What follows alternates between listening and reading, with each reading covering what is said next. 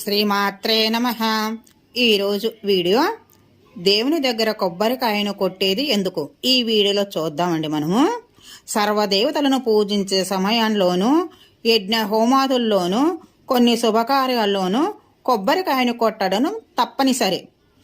కొబ్బరికాయ పైనున్న పెంకు మన అహంకారానికి ప్రతీక.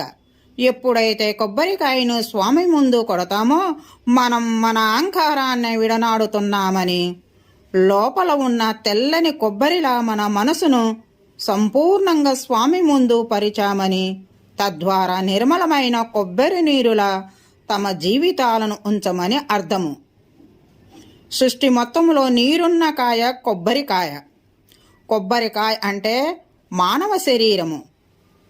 బొండం పైనున్న చర్మము మన చర్మము, పీచు మనలోని మాంసము, పెంకే ఎముక, కొబ్బరి ధాతువు, అందులోని కొబ్బరి నీరు మన ప్రాణాధారము. కాయ పైన ఉన్న 3 కళ్ళు ఇడ పింగళము, సుమగ్ను అనే నాడులు. ఈ వీడియోలో కొబ్బరికాయ కొట్టేది చూసాం కదండి. నెక్స్ట్ వీడియోలో కలుసుకుందాం. వీడియో నచ్చితే లైక్ చేయండి, షేర్ చేయండి, సబ్స్క్రైబ్ చేయండి. Thank you.